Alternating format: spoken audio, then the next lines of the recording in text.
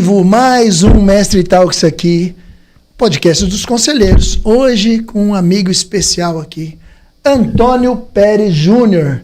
A gente vai falar sobre insegurança jurídica no Brasil. Mas antes disso, você precisa apresentar o Antônio. Ele além de advogado, ele é advogado especialista em causas jurídicas, ele advoga para a empresa, mas também é empresário internacional.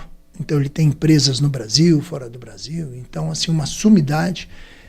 Falou de um amigo aqui, os amigos, né?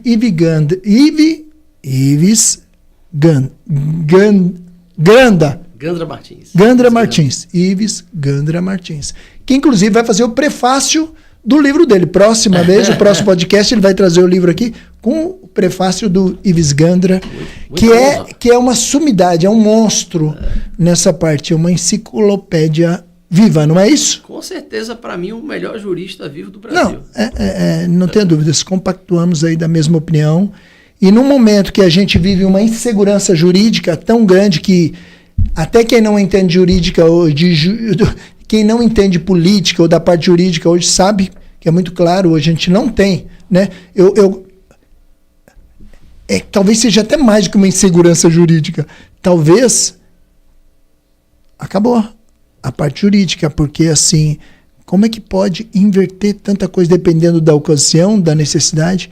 Isso, meu irmão, é porque a política entrou um pouco nessa área ou não?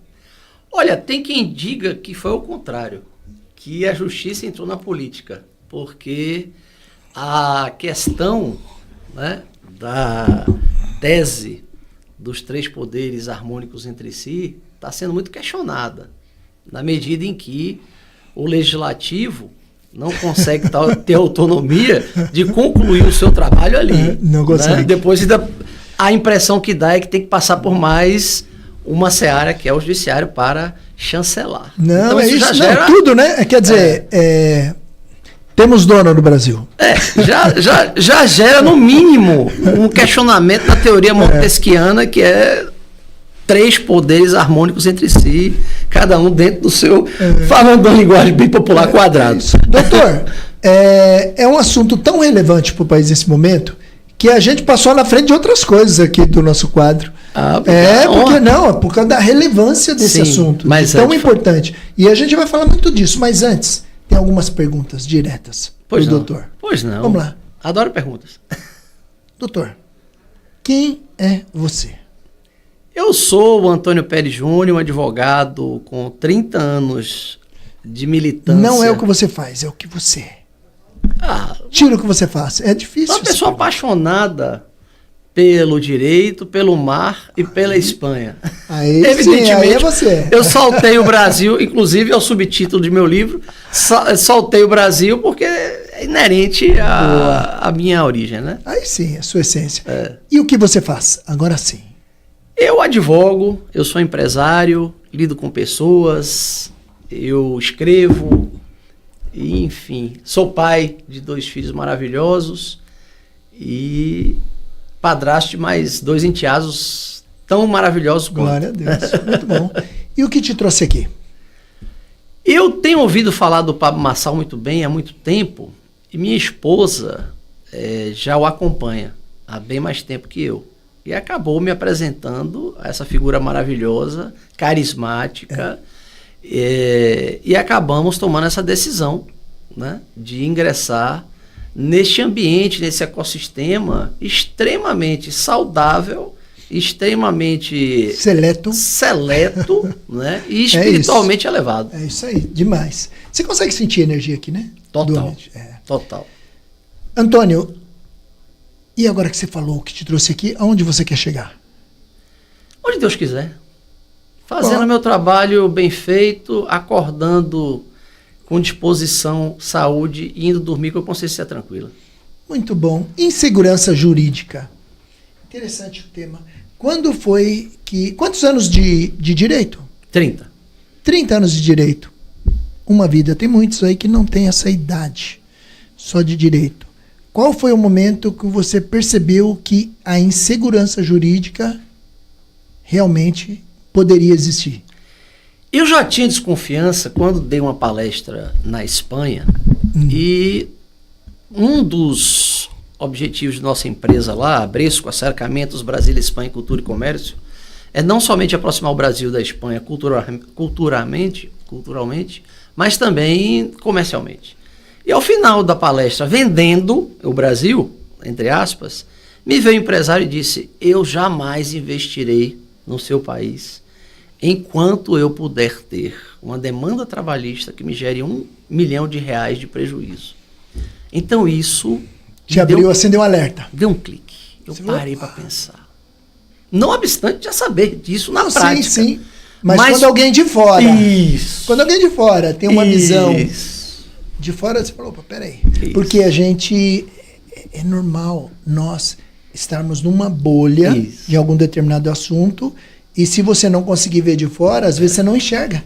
Né? E quem está fora... E a gente pensa que esse é o normal, né? Esse é o normal. Não, só que esse normal, ele causa um prejuízo, segundo os estudiosos, absurdo, de 1,7 trilhão de reais no Brasil, porque investidores como esse não se sentem seguros em investir aqui. Não tem como investir. Então eu tive que aperfeiçoar as minhas palestras para conseguir vender o Brasil. É isso. Que legal. Vendeu o Brasil, parabéns. Esse é o caminho. E os políticos fazem o contrário, né? Eles vendem o lado negativo do Brasil. Como é que pode um presidente chegar lá fora e falar que tem milhões de crianças na rua, sendo que ele não sabe nem o número? Ele simplesmente chuta um número e não consegue enxergar que isso denigre a imagem do país. Com certeza. Que... muitas vezes a única informação que eles têm é a que a gente leva. Isso. E como leva uma informação dessa com tantas coisas. Por favor, vem aqui na câmera. Opa, obrigado. Grande. Pensa amigo. Num cara que serve bem demais. Obrigado, gente. É uma honra ser servido por você, meu irmão. Muito obrigado. É uma honra. Muito bom. A gente tem tantas coisas maravilhosas no nosso país. E nós poderíamos ter assim tanta afinidade, principalmente com esses países irmãos, né? Portugal, Espanha, países que tem uma ligação, né? A gente tem uma colônia aqui portuguesa, espanhola, mas muito grande. E faz parte... A Bahia é a segunda maior colônia de galegos do mundo.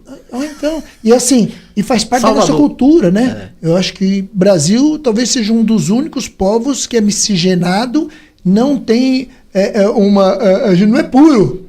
Porque a gente é uma mistura de raças, e isso é muito bonito. E como a gente não consegue ter uma conexão com esse país, mais negócios... E já reparou que, malgrado essa miscigenação, não existe preconceito?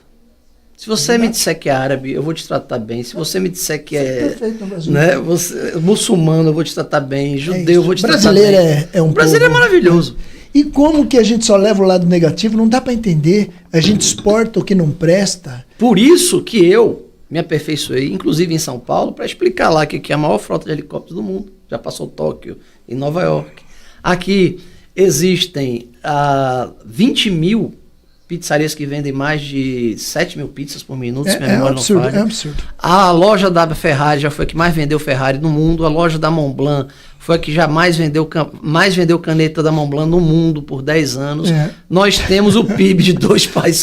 Só a Grande São Paulo tem o PIB de 2 países da América do Sul. Isso precisa ser mais dito lá fora. Que informação Isso precisa ser dito mais bonitas. Fora. E você é um consumidor de Montblanc. E nós temos... Você é advogado e consumidor de Montblanc. E nós temos uma coisa interessantíssima, mestre Emerson, que é o seguinte: a cada 21 segundos nasce um brasileiro, consumidor, precisando comer, energia elétrica, comprar livros e assistir podcast. Então isso faz com que sejamos um país extremamente consumista, né? Sim. E bom para quem quer vender. Os mercados maduros. Só que as pessoas não enxergam isso porque a insegurança jurídica tira eles.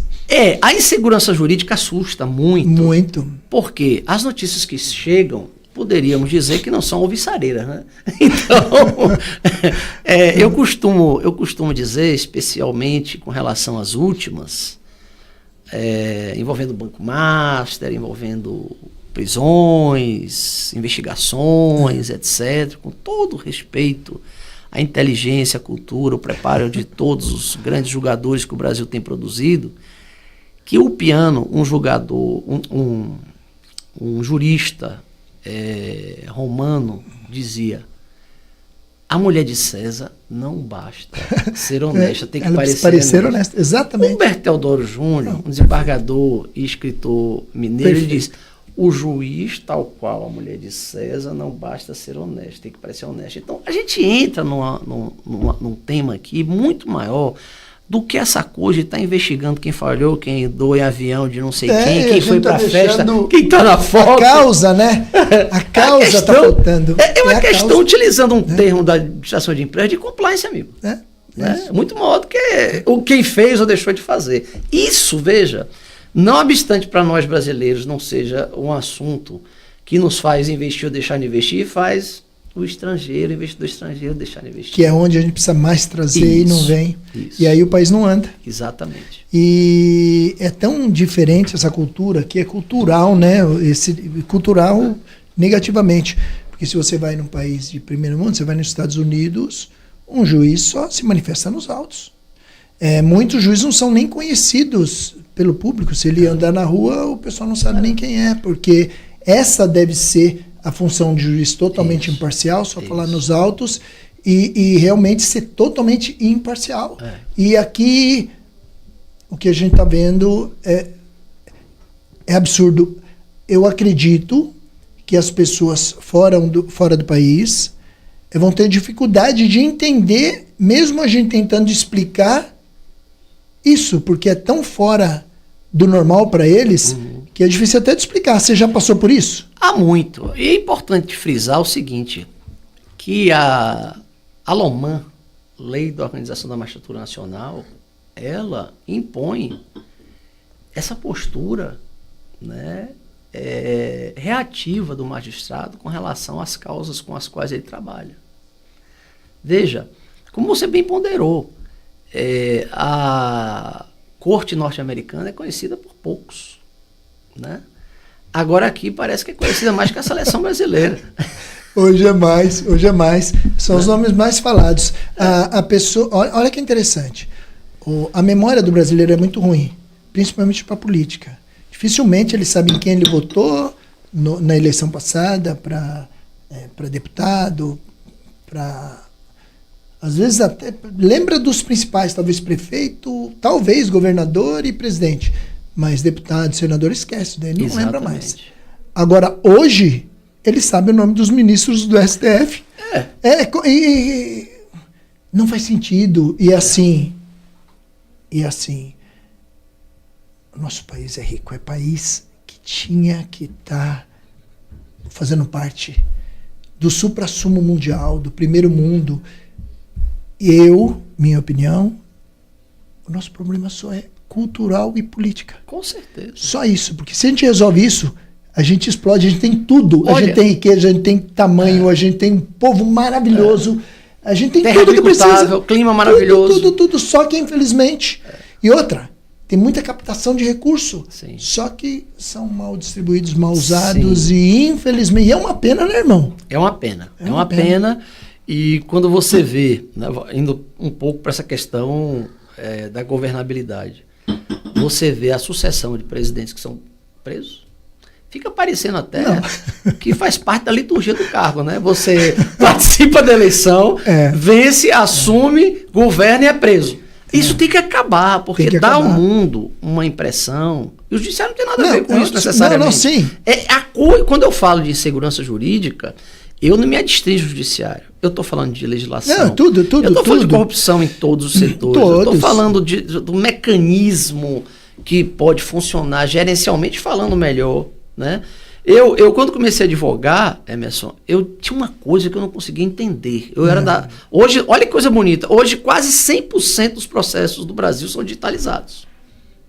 Ou quer dizer, você é advogado, em qualquer lugar do mundo, protocola uma petição após ler os autos na íntegra. Isso chama-se liberdade geográfica. Sim, maravilhoso. Isso é maravilhoso. Eu sou da época que eu tinha que pegar uma fila para tirar uma fotocópia. É isso mesmo. Né?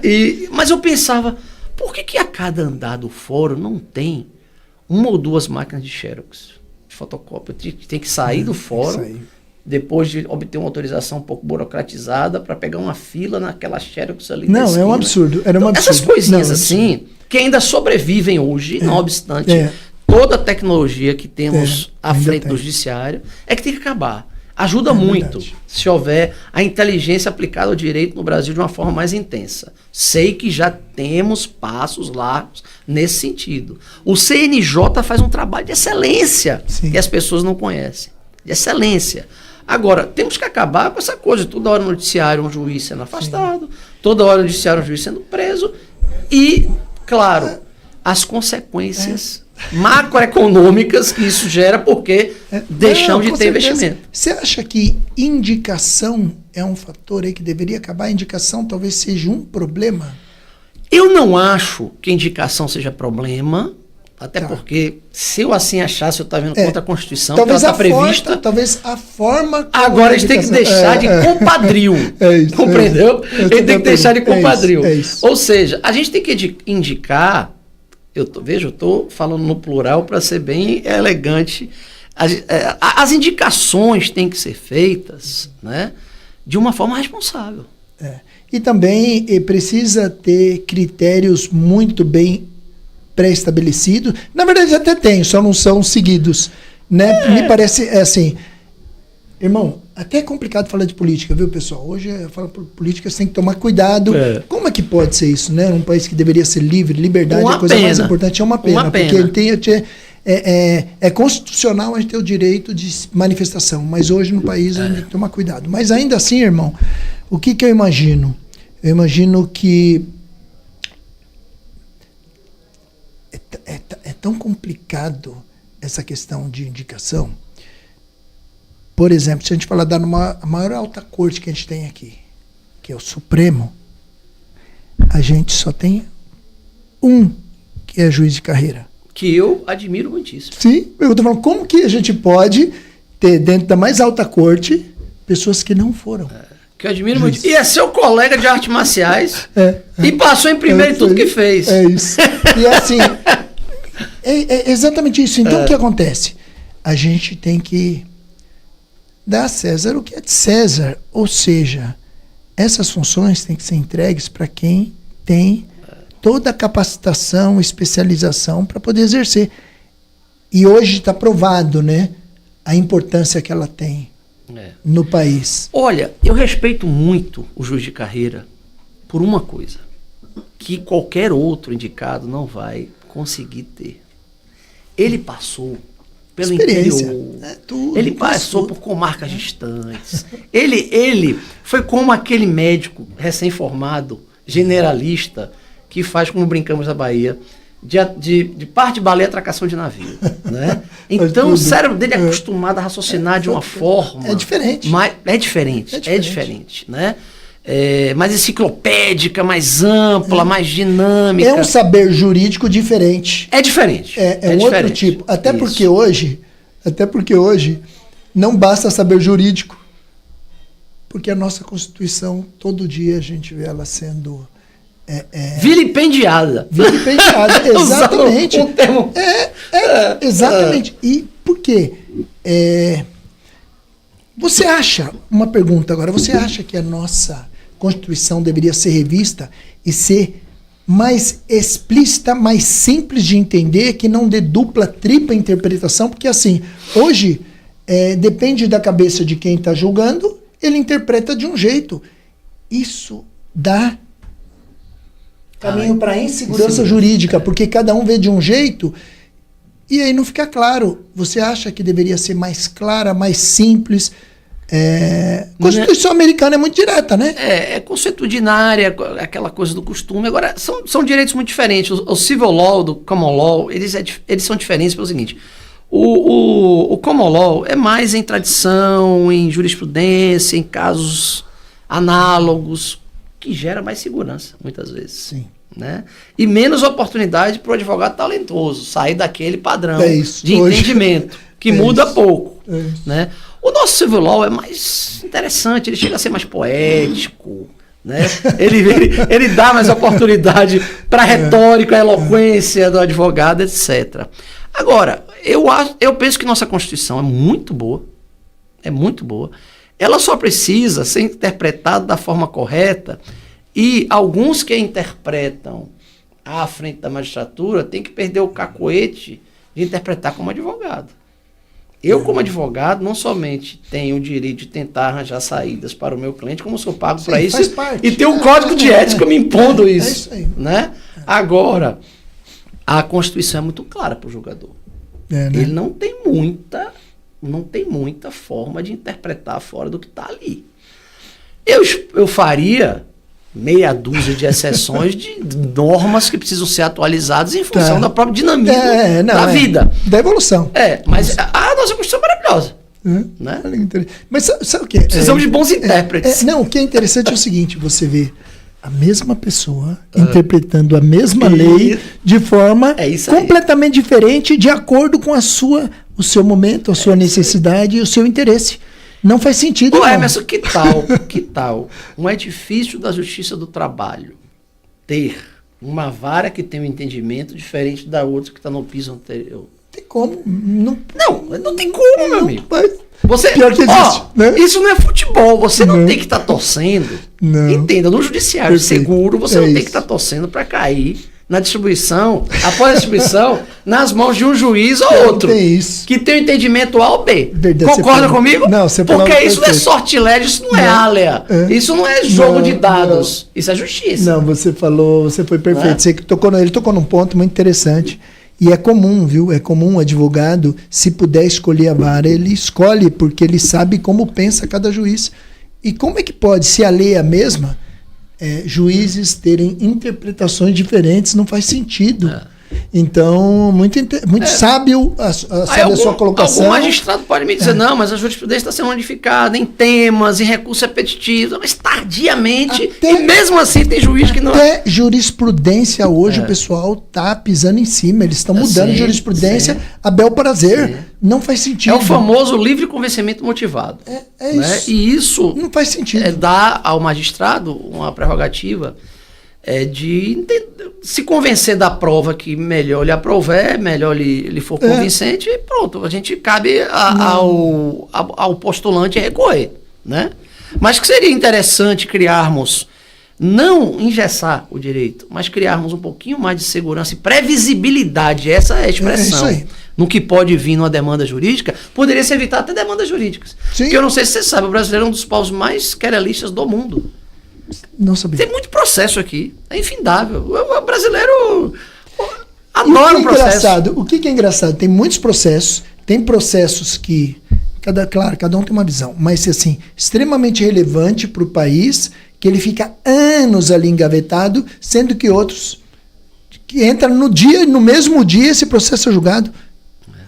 Não dá para fazer isso, não faz sentido. Ou melhor, claro que faz, a gente entende tudo isso. Mas, cara, como é que pode não ter uma norma, uma normatização de entendimento? E uma outra coisa que me machuca muito na justiça é o seguinte. Eu acho que um juiz não poderia, sozinho, dentro de uma corte, tomar decisões tão importantes no país. Tudo deveria ser... um consenso. Não faz sentido para mim. Você está falando de um debate interessantíssimo que é a chamada decisão monocrática, né, em cortes. A decisão monocrática em cortes, ela teria que ser excepcionalíssima porque ela foge, urgência, né? E ela foge ao próprio conceito da corte, porque o que é que entende? Olha, tem um juiz monocrático em primeira instância. Para quem está nos ouvindo, eu vou traduzir. É aquele juiz, né, que vai olhar o seu processo inicialmente. Você não gostou da decisão, recorre. Tem a segunda. Né? Acabou. O tribunal, ele é feito por uma composição, ele chama de colegiado de juízes, porque em homenagem à falibilidade do ser humano. Então, veja, é mais de um para evitar né, o erro. Né? E se houve, consertar. A decisão monocrática, ela tem que ser... fundada na excepcionalidade. Exatamente, só isso. E não no hábito. Então tem muita coisa que eu vejo e triste, porque assim eu vejo no Brasil uma potência gigantesca, é uma ogiva nuclear. E assim, o que falta mesmo são as pessoas, os políticos, entrarem na política por propósito e não por outros motivos. Exatamente. Porque isso começa a gente começa a se tornar como o pessoal bem diz, né? Gosta de dizer, um país de vira-latas, né? Porque a gente começa a se vender, e é difícil e triste isso. Mas, por um outro lado, eu acho assim, somos um país muito jovem, 500 e poucos anos. É um país muito novo, né? Diferente da Europa, um país, né? Que tem muito mais tempo, se ajustou, mas a gente tem que ser ágil, decisão para mudar e fazer o que precisa ser feito, mas isso depende do povo. Tem aquela máxima que diz que o povo tem o governo que merece, então o povo precisa não vender o seu voto. Você sabia que o seu voto é o momento, talvez um dos mais importantes que você tem? Por quê? O seu voto, você é igual a todos, a um bilionário. Verdade. Você é igual a um artista, você é igual a um político, vale a mesma coisa. Verdade. E por que você está trocando o seu voto por um bujão de gás, por uma promessa que você já sabe que é uma promessa que não vai ser cumprida? Cara, você precisa estudar, você precisa perder um pouco de tempo, deixa de ver um pouco futebol, não que não seja importante, é bom demais, mas pare um pouco alguma coisa que você está fazendo, de ficar na internet para estudar um pouquinho sobre política, para que a gente possa, com mais consciência, decidir o melhor para o nosso país. Para mim, é o máximo da expressão de equidade de uma democracia, é o voto. Eu voto. Como você bem ponderou. Exatamente. E aqui também, como você bem ponderou, há que se ter políticos apaixonados pelo que fazem, vocacionados pelo que fazem. Isso. Sabe quanto é o salário do presidente da Espanha, primeiro-ministro? 7 mil euros. Nos países nórdicos, piora, no bom sentido falando, melhora, né? Porque o cidadão serve porque ele quer servir, não porque ele quer se locupletar de alguma forma, ainda que seja com fama. Muitos vão de metrô. É um absurdo. Trabalho, normal. Bicicleta, você sabe, né? E ganha um salário praticamente irrisório comparado ao empresário. O pessoal, às vezes... a vontade de servir, a vocação de servir. Muda tudo. O pessoal fala da monarquia, do custo que a monarquia... Cara, o custo nosso é imensamente superior a se a gente tivesse com uma família... Sim. Uma realeza aqui cuidando dela, porque... Pois eu vou lhe contar. Absurdo. Eu vou lhe contar um segredo. Por favor. Sabe quando eu me inclinei para a monarquia? Na hora que eu estive com um espanhol proeminente, empresário, conversando, e ele me disse o seguinte, eu falei, mas por que monarquia? Ele falou, vou te fazer uma pergunta, faz de conta que você sou eu. Você prefere fazer negócio com um governo que amanhã pode mudar, e muda junto com ele todo um sistema de normas, de decretos presidenciais, disso, daquilo, inclusive afetando sua empresa, ou você olha na cara de um rei que você não sabe quando é que sai, e fechar um negócio de $1 bilhão. A monarquia tem suas vantagens. Isso aí, mas muitas vantagens. As pessoas têm que parar com esse preconceito. Se você falar para mim, eu sou totalmente a favor, até porque tem vários outros benefícios além desse. Por exemplo, na monarquia, você sabia que o próximo monarca, ele é treinado desde criança para ser monarca. Ele tem tudo o que ele precisa. Ele é treinado nos melhores locais, com todo o conhecimento que ele precisa, para quando ele chegar ao trono, ele ter capacitação para reinar. É diferente do político, que às vezes não tem nem estudo, nem nada, e vai lá por uma questão popular, pela vontade do povo, e quando chega lá, infelizmente, é como tem um slogan. Tinha um slogan do Tiririca. Falou assim, pior que tá, não fica. Vota em mim. Quer dizer, nada contra o artista, tudo. Sim. E tá fazendo dele, mas o nosso país precisa de gente comprometida com o país, amando o país de verdade, para que a gente possa mudar. E nós temos uma coisa boa, você sabe, né? Que no nosso ecossistema aqui tem alguém que foi chamado por Deus e que vai sentar naquela cadeira. Não vai ser agora... mas vai sentar, sabe por que vai sentar? Vai ser bom pro empreendedorismo, hein? Vai mudar tudo. Não, você não tem. Você tá há pouco tempo aqui. Só em pensar já me animo. Não, você vai ver. quando você entender a cabeça dele mais, tiver mais tempo aqui, cara, as ideias são excepcionais. Vai mudar esse país desde o primeiro dia. E vai acontecer. Vai acontecer. E vai ser especial. Concordando contigo, eu tive a satisfação de estar com minha esposa a bordo do mais emblemático navio escola espanhol, o buque oceanográfico Elcano, em visita a Salvador por ocasião dos 400 anos da expulsão dos holandeses da Bahia, e teve a Espanha um papel protagonista decisivo. Sabe quem estava a bordo? A princesa Leonor. Então, se preparando, como você bem ponderou. E sabe como é que ela estava? Não estava comandando. Ela estava sendo comandada como todos os seus colegas militares a bordo. É isso. E super discreta. Então, é outro padrão de comportamento e de vida. E assim, é por isso que a realeza, ela mexe tanto com o emocional das pessoas. As pessoas têm, porque realmente é uma família preparada para cuidar de você. É verdade. Então, perfeito. Sua análise é perfeita. Então, acho que a gente tem muito a crescer. Então, a nossa democracia não é pungente, como muita gente fala. A nossa democracia é complicada e estamos a ponto até de ter riscos gravíssimos. Então, esse ano é um ano super importante para a nossa nação. Avalie.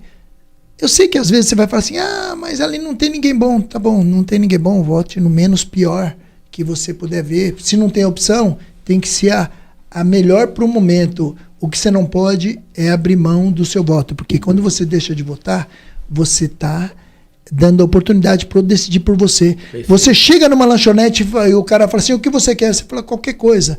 Ele te traz um lanche lá de uma coisa que você não gosta, você vai ter que comer. É política aí. Se você não vota, você vai ter que comer o que você não pediu, pelo menos por 4 anos. Não faz sentido abrir mão disso, meu irmão. Em direito chamamos culpa inelegendo, escolheu mal. Não reclame e aguente. E a gente sabe, nós sabemos, o povo às vezes não sabe e precisa saber, que é o seguinte, quando você abre mão do seu voto, normalmente você está privilegiando quem não deveria, e nunca quem deveria. Sim. Porque o voto é tão importante que tem pessoas que não querem que você vai votar, porque você não indo votar, ele já tem um número X, e aí vai continuar no poder, e aí nós estamos cada vez... Certíssimo, mestre. Vou lhe dizer um negócio, viu? Para mim, um dos direitos essencialíssimos do ser humano, assegurados pela Constituição, artigo 5º, que estão lá as cláusulas pétreas esculpidas, que é o direito de ir e vir, está sendo minorado no Brasil, e isso precisa acabar. Isso precisa acabar. A gente não consegue mais ir e vir com segurança. Eu acho o Alphaville aqui é espetacular. Não, é fora da curva. É fora da curva, mas não espelha a realidade nacional. Não. E a gente precisa fazer do Brasil um Alphaville. É isso aí. A gente tem potencial para isso e merece. Para você que não sabe, você que está fora, o que tem no Alphaville, aqui é um absurdo a segurança. Aqui você pode andar qualquer hora do dia, da noite, com celular na mão, com bolsa, com tudo. Aqui não tem nenhum risco. Aqui é totalmente... parece que nós estamos fora do país, dentro de Alphaville. Então, é uma coisa que deveria ser em todo o país. Perfeito. É um projeto que poderia ser exportado, entre aspas, para outros locais do Brasil. Agora, meu irmão, falando da parte específica que é a sua, a parte jurídica, claro, tem sua parte como empresário, mas aonde você ajuda as empresas? Que eu sei que sua especialidade é direito jurídico. Eu fui para a Espanha estudar como pensa o empresário. Então, de forma quase irresponsável, vou explicar por que irresponsável, eu fiz um MBA. E na época era o MBA mais cotado do mundo. Nós chegamos a passar a Harvard na cotação do Financial Times. Eu digo quase irresponsabilidade porque eu tive que estudar matemática financeira, sendo advogado, contabilidade e outras coisas que nunca imaginei. Mas eu fiz isso por paixão, a minha atividade profissional e vocação, e por solidariedade ao empresário brasileiro. Eu precisava entender a dor e o sofrimento dele. E abri uma empresa também para entender, e hoje sou empresário. Então, isso gerou na minha atividade profissional um plus, que foi sentir a dor do empresário de uma forma mais solidária. Né? E perceber, olhando nos olhos do empresário, o que incomoda ele. Foi esse o diferencial que eu busquei na Espanha. E teve que virar empresário para sentir na pele. Muda tudo, né? Eu não sei se precisava, tudo, mas né? Eu quis para ver até onde eu poderia ir. Muda tudo. Por exemplo, eu já tive muitas empresas. Eu tive mais de 50. Poxa. E aí parei um tempo com uma empresa e agora vim para essa loucura aqui por um chamado e voltei. Mas fiquei um tempo sem atuar. Mas é difícil aqui no Brasil. É muito. O empresário. Você é visto como o vilão da história. O empregado é o bonzinho e você é o vilão. Eu já vi cada caso jurídico. Eu nunca tive, apesar de ter tido muito colaborador, muito funcionário, eu nunca tive um processo. Parabéns. Graças a Deus. Porque eu sempre privilegiei o ser humano. E tomei decisões rápidas quando existia um risco eminente. Sim. Mas assim, tem muitos aproveitadores. Teve um amigo, eu vou te contar, você vai entender, olha que loucura. Ele tinha uma fazenda, simples assim, e o trator dele estava perto da portaria. A pessoa entrou lá dentro, subiu no trator, tinha um bonezinho no trator, ele pôs o boné da empresa, um cara tirou uma foto de fora, ele entrou com uma ação como se trabalhasse na empresa, o cara nunca tinha visto e ganhou. O cara ganhou a ação, ninguém conhecia, ele tinha a prova, testemunha, que ninguém da empresa sabia quem é o cara, nem nada, nem sabia como foi que ele tinha aquela foto, porque ele não trabalhou lá e tudo mais. E ele teve que pagar, absurdo. Eu já ouvi falar de vendedor de coxinha, de salgadinho, na frente da obra, ingressar também, com demanda trabalhista e Tereza. E ganha. Já vi ganhar. Então, como é que pode... entra na insegurança jurídica e na preocupação que o empresário tem que ter. É o famoso livre convencimento motivado. Se aparecem ali duas testemunhas mentirosas, Tá por bom. isso que alguns chamam de prostituta das provas, desmente absurdo, né? a verdade, né? Distorce a verdade e convence. Isso tem que acabar. Tem que acabar. Tem que acabar. Enquanto o Brasil não tiver preocupação de uma reforma trabalhista, que eu sei que é complexo, mas é necessária. Extremamente necessária. O mundo empresarial não vai ser competitivo internacionalmente. Com certeza. Até porque é uma diferença de visão muito grande. Nos Estados Unidos, o empresário é visto como um homem de sucesso. Se ele anda numa Ferrari lá, os caras falam, cara, eu quero ser como ele. Vencedor. Cara, vencedor. Aqui, um empresário... Explorador, bandido, cara que deu sorte, e nunca é pelo mérito. Se vê um cara numa Ferrari aqui, fala, como que esse cara conseguiu? Ele deve ter roubado alguém, deve ser político, deve ter feito alguma coisa errada. Então, a gente precisa mexer, além das leis, na cultura popular. O povo precisa mudar, a gente precisa tomar cuidado. É que nossas escolas estão... as faculdades aqui estão complicadas, né? Então, muita ideologia, e isso complica demais. A gente precisava levar mais a sério a nossa educação, e para que nós tenhamos, no médio prazo, aí, um país com o potencial que o Brasil tem. É um país de, no mínimo, aí, como pode ser um país em desenvolvimento, um país com o porte do Brasil, é absurdo. A gente tem que acabar com essa coisa do Stefan Zweig, o Brasil o país do futuro, e começar a ser o país do presente. Tem que haver eu escuto isso desde criança. Eu também. E não faz sentido. Tem que ser o do presente. Até porque o futuro não existe, pô. Futuro não existe. Futuro não existe. Tem que ser o de hoje. Como os Estados Unidos, as como a China se são de tornou, agora, não são do futuro. Não faz sentido. Você precisa comer hoje, né? Ter segurança hoje. Isso. Não tem como ser diferente. Cara, irmão, que coisa... Então, vamos lá. A gente começou o assunto e saiu dele de novo. É tão bom esse papo aqui que sai. Qual área, como você mais atua nas empresas? Como você pode ajudar as empresas? Porque tem empresário lá querendo saber. Qual é a forma que você mais essa consegue experiência que a gente tem de 30 anos no contencioso, no consultivo, né? E o fato de sermos empresários, temos estudado a vida do empresário com uma profundidade absoluta. Desculpa a falta de modéstia, mas não, mas é isso. É verdade. E essa profundidade a gente tomou como uma coisa messiânica. Nós temos uma revista na Espanha, com o mesmo nome da nossa empresa, em que entrevistamos empresários, investidores no Brasil, brasileiros investidores na Espanha, e gostamos de ouvir o que eles querem dizer. Então isso nos dá uma bagagem boa, nos trouxe um background muito agradável, dados informações, amizades, né? E acabam sendo ao mesmo tempo, além de amigos, mentores, consultores e etc. Isso é que eu acho importante. A imersão é como se fosse um laboratório. Né? Muito especial.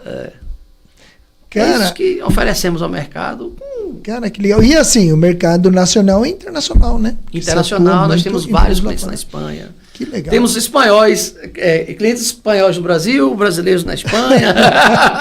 E que cresce, que legal. Porque, na verdade, é bonito, né, a parte jurídica, quando ela é feita com paixão, com amor e com verdade. Sim. Né? Você consegue resgatar o direito das pessoas, você consegue né, fazer com que a balança da justiça se equilibre. Então é extremamente necessário. É uma pena que algumas pessoas levem para o lado mais pessoal. Sim. Mas a minha filha, ela fez direito. Eu nunca conversei com ela diretamente para entender o que aconteceu. Mas olha só, ela desde pequena tinha o perfil assim para ser uma juíza. O perfilzão. E ela decidiu por conta própria fazer direito, fez direito, e alguma coisa fez com que ela se decepcionasse. E eu não sei o que é, porque eu não quis entrar nessa seara, porque eu respeito muito a liberdade e a decisão de cada um dos filhos. Claro. E no final, melhor aluna, melhor tudo, já trabalhava fazendo num escritório para aprender, né? Fazendo estágio. Sim, desde o segundo ano. Então, assim, muito conhecimento. Mas eu não tenho dúvidas que ela viu alguma coisa que a incomodou demais. Você acredita que ela abandonou? Ela nem quis prestar a OAB, se formou, não quis prestar a OAB e migrou completamente para outra área. Hoje é empresária, empreendedora, eu era. Então ela foi muito para isso, mas eu acredito. Ela tinha a essência, ia ser uma excepcional, porque é muito boa. Eu acredito. Só que alguma coisa ela viu, que eu não quis perguntar, eu não quis entrar nisso, mas alguma coisa ela viu que quando chegou ali, ela não quis. Eu acredito porque essa evasão existe. Existe? Tem muita gente boa abandonando, principalmente a advocacia, por decepções diversas. Então, eu achei estranho. Normalmente essas decepções são no início. Então depende às vezes da sorte de um bom mestre. Onde você está, né? O que você vê. Pode ser. Felizmente, no nosso escritório, a gente é sempre homenageado pelos que saem, com muito carinho. E fazemos amigos que são bem-sucedidos em vários ramos de direitos a que se dedicam. E eu lamento, infelizmente, essa decepção dela, até porque o advogado, ainda que não tão respeitado ultimamente como era... Eu peguei... Tem advogado sendo preso, tem advogado sendo presidente do escritório. Coisa que você não via. Sendo presidente do escritório. O DR não é por acaso, o DR é uma conquista. E eu teria para motivar os iniciantes uma observação a ser feita muito importante. Boa. O artigo 133 da Constituição Federal diz que o advogado é indispensável à administração da justiça, portanto não entra hierarquia ou alguma espécie de superioridade entre qualquer outro operador de direito e nós. E olha que interessante, o único profissional obsequiado pela Constituição. Não existe outro profissional ao qual a Constituição Federal da República Federativa do Brasil faça menção. Olha que bonito. Interessante, bonito. Essa profissão. Bonito. Então, isso não é à toa. É uma profissão milenar que ajuda a evitar injustiças, até por erros. Exatamente. Imperfeições. Sim. Não humanas, à toa, né? Que tudo que envolve ser humano. Não à toa o novo CPC brinda o famoso princípio da cooperação, ou seja, O advogado coopera com o magistrado, que não é máquina, não é inteligência artificial, né? E fala, ó, excelência, eu queria pontuar esses detalhes aqui que possam passar despercebidos. E absolve, Então, às vezes, o que está sendo acusado. Né? Eu senti uma coisa aqui que eu senti aqui. Eu vou perguntar para ela. Já faz muito tempo. Vou perguntar. E se ela quiser me conhecer, tomar um café? Porque, não, é um avião. Você não tem noção. É um avião. De inteligência, integridade. Eu fico com pena toda vez que a advocacia perde uma pessoa assim. E perdeu. E ela tinha o perfil, e desde pequena perguntava o que ela queria ser, ela juíza. Sempre foi assim. Na escola era a primeira em todo lugar que entrou, toda empresa que entrou, um avião. Né? Trabalhou muito em banco, em outros, sempre de gerência para cima, um absurdo. Mas ela se decepcionou. Mas o que é legal? Eu nunca tive dúvidas, nunca perguntei, mas eu não tenho dúvidas sobre o motivo. Com certeza, ela viu alguma coisa que é contra princípio. Perfeito. E graças a Deus, eu sou muito honrado pela família que eu tenho. A base da minha família é excepcional, então Deus foi muito, muito bom comigo e a gente tem princípios que a gente realmente não deixa nada ferir. Eu não quis perguntar porque eu sabia que era alguma coisa. E como ela não manifestou vontade de falar nem nada, ela só falou, não, pai, não vou mais. Na hora, eu não entendi, mas eu respeitei e sabia que tem alguma coisa. Mas acho que agora, já faz bastante tempo, é um bom momento de perguntar. E vou perguntar, e na próxima eu vou te falar. Eu quero saber exatamente qual foi o motivo que fez ela mudar. Que ela desde pequena tinha essa direção e realmente chegou um momento que foi. E é o que você falou, foi perfeito.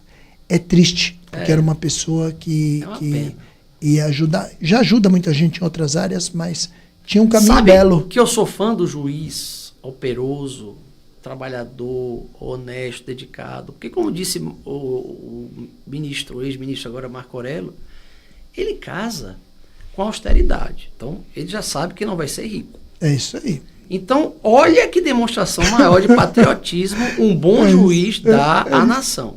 É isso né? aí. Porque são horas e horas é muito trabalho. de trabalho. Riscos pessoais. Riscos pessoais. Sim. O risco de errar para aqueles que têm uma consciência... Não, é terrível isso. Não, você mexe com a pessoa demais. Imagina. De não dormir mesmo. Eu não seria capaz. Não, é difícil. Eu não seria capaz. Não, ser juiz então, é difícil. Eu fico extremamente penalizado quando eu vejo o país perdendo uma possível futura magistrada desse nível. E ela era de verdade. Uma vez eu até questionei ela, quando ela estava falando, eu falei, filha, que área você pretende atuar? Ela falou, pai, não sei, mas eu estou pensando em ir para o criminal. Quando ela falou isso, eu falei, criminal, filha? Eu falei, você não acha complicado, às vezes, defender, entre aspas, bandido, entre aspas, né? Porque o bandido só é bandido depois que é julgado e tudo mais. Defender Ela falou, pai, o direito é isso. Eu tenho que defender até o final. E quem não é bandido que está ali? Então, que são muitos. E aí eu fiquei assim um pouco, respeitei também, mas isso ela deveria estar no terceiro ano, segundo para terceiro, depois a gente não falou mais, foi. E no final, quando eu estava esperando o fechamento dessa fase para passar para uma próxima, aí ela simplesmente tomou a decisão. Tá bom, mas agora eu vou saber e vai ser interessante. Vai ser interessante, chegou o momento. Muito bom. Que bom. Muito bom saber. E o interessante dos meus filhos, olha que interessante. Cada um se formou numa área dos 3 filhos, que eu não intervi em nenhum. Eu fiz questão de deixar eles muito à vontade para cada um atuar numa área. Eu tenho que ser honesto que naquela época eu só exigi que se formassem. Cada um, naquela época. Claro. O mundo era diferente. Que era muito importante naquela época. Mas cada um na sua área. Mas interessante você ver como às vezes a gente vai para um lado e nem sempre é o correto. Nenhum dos 3 atua na área que se formou. Interessante. Nenhum dos 3. Os 3, cada um numa área. Ela direito, o meu filho TI e a minha filha administração. A de administração hoje trabalha com TI. O de TI hoje trabalha com engenharia. e tem outras funções, esse trabalho com engenharia, e essa é empreendedora, empresária, aqui seria juíza, né, que fez direito. Então, muitas vezes, você que é pai, você fica querendo exigir demais do seu filho. Cara, tem coisas muito mais importantes do que isso. A liberdade é o mais importante. Claro que você tem obrigação de instruir, de direcionar, de dar o melhor caminho, mas cuidado com os excessos, porque você pode direcionar para um lado... Minha finada e saudosa mãe dizia: filho, tudo que você muito aperta sai entre os dedos. É isso aí.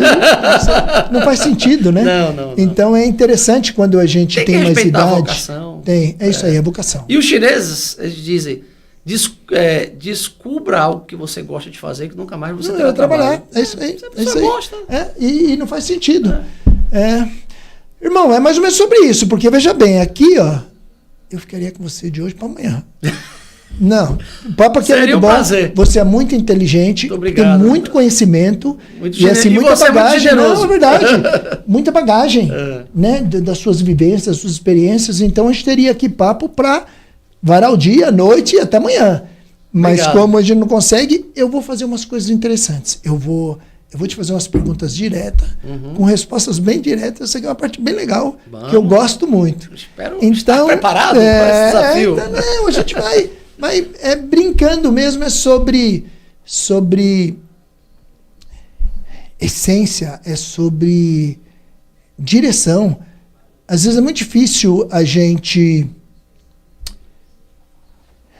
tomar decisões rápidas, né? Quando a gente tem tempo para pensar, é muito mais fácil, mas quando a gente tem que pensar, e às vezes coisas que não faz sentido, mas é sobre isso mesmo, é só para brincar um pouco e extravasar e soltar. Perfeito. Vamos embora. Bora. Vamos lá, você é advogado de empresa, então vamos lá.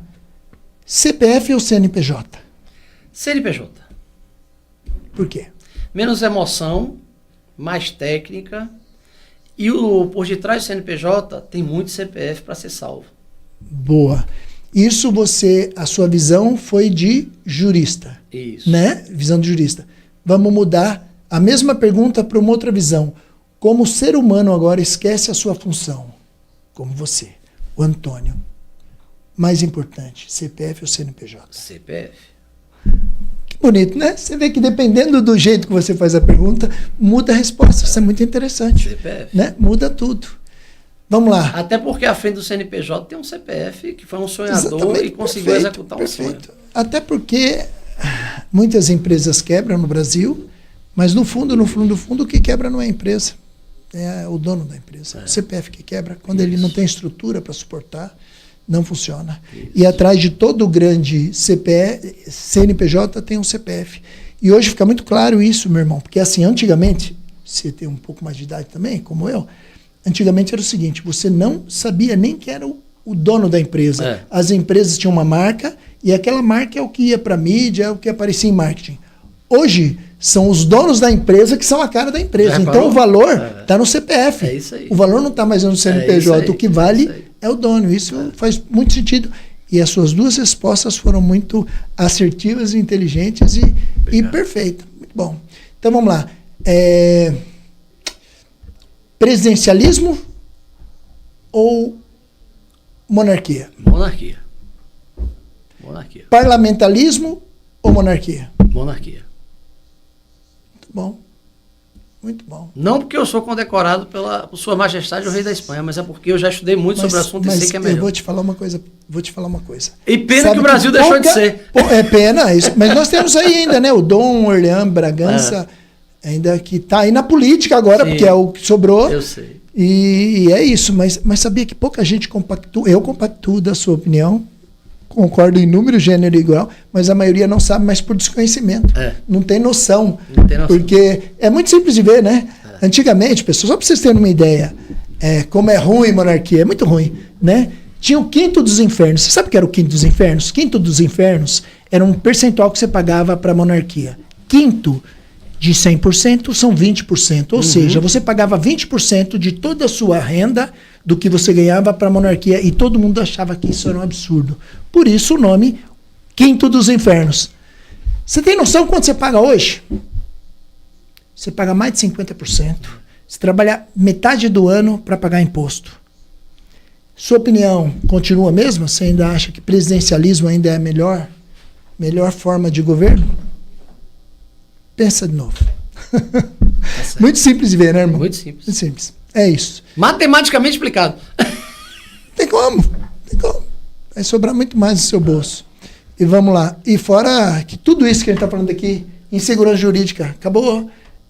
Todo tipo de insegurança você vai deixar de ter. Não vai ter. É diferente. É uma pessoa totalmente preparada para assumir os cargos que tem que assumir e pronto. E funciona. Mas todo país tem um governo que merece e nós vamos continuar tendo quem nós merecemos. Por quê? Não sou eu que decido, não é você, não é o doutor, somos nós em conjunto. Então, enquanto a gente não tiver uma unidade, tiver uma linguagem parecida, entendermos a diferença que pode ter, com o nosso voto, a gente não vai prosperar. A gente precisa amadurecer, crescer, né? É verdade. Porque não é fácil. É verdade, é verdade. Vamos lá. Então, CLT ou ser empresário? Sem CNPJ. empresário. Sem empresário. CNPJ. Muito bom. Muito bom. Agora, meu irmão, vamos para uma outra linha de pergunta. Eu quero que você dê, com toda a sua experiência, mais de 30 anos de carreira, cuidando de empresas, tanto aqui internacionalmente, eu quero que você me dê 3 coisas que o advogado que está começando tem que fazer, são essenciais para ele ter sucesso. Mas agora você fala ali, ó. 3 coisas essenciais para o advogado que está começando ter sucesso na carreira. Vocação, atitude e treino. Tiger Woods diz, eu passei a ter sorte depois que eu comecei a treinar 10 horas por dia. É isso. Muito bom. Vocação, atitude e treino. Atitude e treino. Perfeito. Então, 3 coisas que você, advogado, tem que ter. Vocação, atitude e treino. Fazendo isso, vai ter sucesso, igual o doutor Antônio. 3 coisas que o advogado novo não pode fazer de jeito nenhum. Vai te tirar do eixo, vai te atrapalhar. Fala para ele lá, doutor.